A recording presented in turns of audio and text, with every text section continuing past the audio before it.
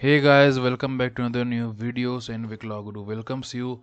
So today in this video we will be discussing about charge and its contents.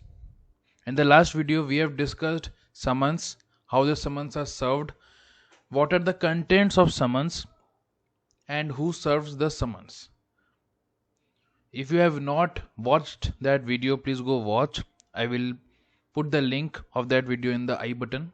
And before starting this video, if you have not subscribed my channel, please go subscribe so that you all get CRPC related videos regularly. So let's start this video. First of all, we will get to know why charge is needed or what is a charge. Now, what happens when the accused is not informed to him under which head he is charged against? It means what is the allegation against him, made against him. Okay. So in such a circumstance, the accused trial will lead to delay in justice if in the case the accused is not informed about what he has been charged for. In that case or in that circumstance, the accused trial will lead to delay in justice and also the accused will be delayed in preparing his defense. So, it is essential that as soon as the accused is charged for an offense, he must be informed of his charge or what is the allegation made against him. Okay? One of the basic requirements of a fair trial in criminal cases is to give precise information to the accused as to the accusation made against him. This charge is then to be read and explained to the accused persons. Now we will know what is a charge. This was a short introduction about today's video. Okay. Now charge has been defined in subclause B of section 2 of the Criminal Procedure Code, and the charge includes any head of charge when the charge contains more than one. Okay. Charge is a specific accusation or allegation made against a person who has been alleged to have committed a offense or an offense. Okay. In simple terms, charge means informing the accused person of the grounds on which the accused is charged or what offense he has committed. For example, murder, rape or kidnapping. This is the meaning and definition. Basic meaning is that charge is a specific accusation made against a person who is alleged to have committed an offense. There is a case law Birich Bhuyan versus State AIR 1963 SC 1120. We will discuss a case law in this video as well. Next we will move to contents of charge. So the contents of charge is given in section 211 of the Criminal Procedure Code. Okay, this section says every charge under this code shall state the offense with which the accused is charged. The charge form where all the contents of the charge will be written. The form, the document, that form shall state the offense for which the accused is charged. Okay.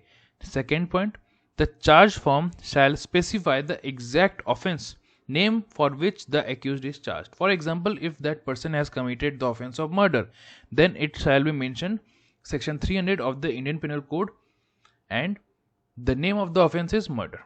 Okay. Only the name will be enough. Okay. But in a case if the law which creates the offense but it does not give it any specific name, so in that case the definition of that particular offense shall be stated in the charge form. Okay. So as to give the accused notice of the matter with which he is charged. Fourth, that is not sixth, that is fifth. Okay. It's a mistake.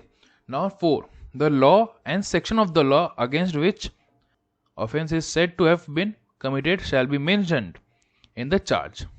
So in the case of murder, the section in which the definition or where the offense is given, like in the case of murder, it is section 300 of the Indian Penal Code.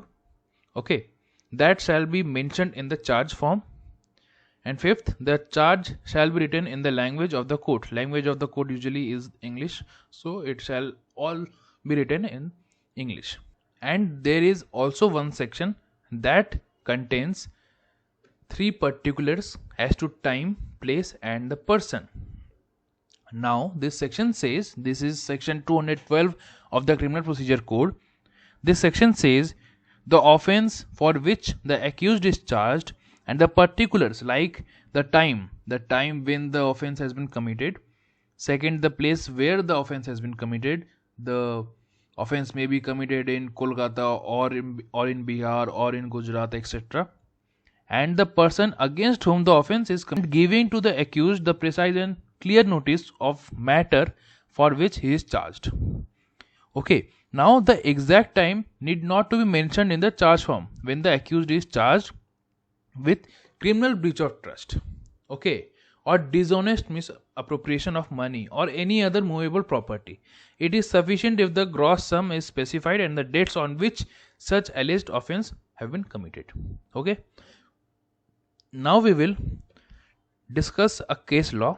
Okay, the case law is VC Sukla versus State 1980.